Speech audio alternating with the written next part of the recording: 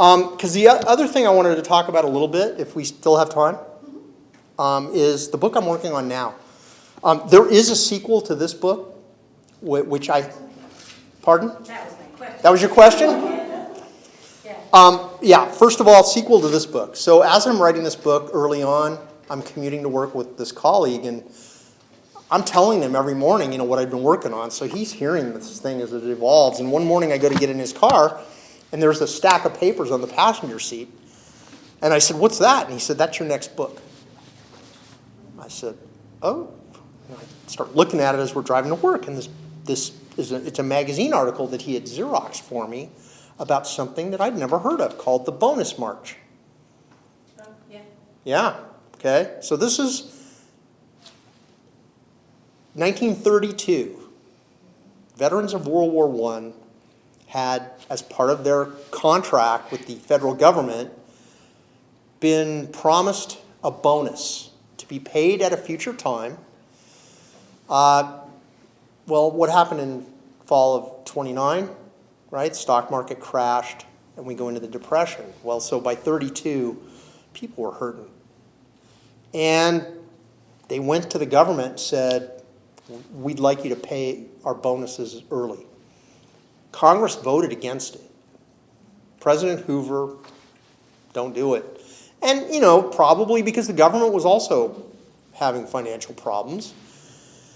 So the veterans of World War I marched on Washington, D.C. for their bonus, which is where the term bonus marchers comes from. They built a tent city on the edge of Washington, which was dubbed Hooverville, which pissed Herbert Hoover off to no end. Because not only did that become Hooverville, but subsequently every tent city erected during that time period was called Hooverville. Well, he said, "I want them out of here." So he brought in Douglas MacArthur, who these guys had fought with in World War I. And his orders were, rout them and burn the tent city. And so they did. They brought in infantry, tanks. These were families living there. These guys weren't just veterans. They brought their wives, their kids. When I read that, I said, I've got to do something with this. And so that's the backstory of my next book in this series. Don't take 25 years. I'm not going to. I'm 5 chapters in on that, okay? Because I had to start it to see where can I do it. And I felt the magic. When the things start clicking, and that's what was happening, was I realized, okay, this is good. I'm going to be able to do this.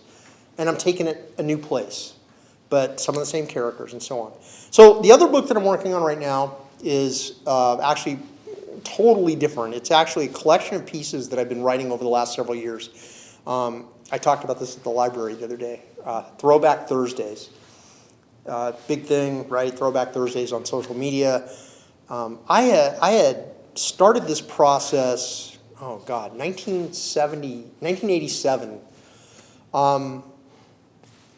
1986, my mother was murdered. 1987 was my 10-year high school reunion. And I dreaded going to that reunion because I was afraid that people were going to talk to me about that all night. And how fun would that be? Well, nobody did. And I was very thankful. Until Duncan Kennedy came up to me and he said, "When I heard about what happened to your mom," and I went, armor. He said, "I just remember her being our den mother in Cub Scouts." And I went, "What? She was our den mother?" And then I realized the brain, the mind, has this protective ability that when you go through some trauma, that it will help protect you. And that what was happening was it was suppressing memories to protect me, but it wasn't distinguishing between good memories and bad memories. I forgot my mom was our den mother in Cub Scouts. He reminded me of that. And I thought, you know what? I need to write this stuff down. And so I started writing what I called essays at the time. And They weren't essays in the technical sense of, topic sentence and all that. Later, I started writing more, and I called them sketches because that's really what they were. I just wrote down things that happened, and initially it was from my memory. It was, I need to capture this stuff, and the more I wrote them, the more I wrote. I mean, I'd remember one, and all of a sudden it would trigger another one and another one, and I just kept going. So I amassed a bunch of those, and those I put away, and I don't know what I'm going to do with those. I may not ever do anything with those. But later, I had written a piece after 9/11 about an encounter I had with a New York, he was a traffic police officer, and this is 2 weeks after 9/11.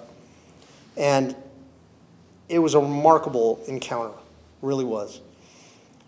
And I called it Union.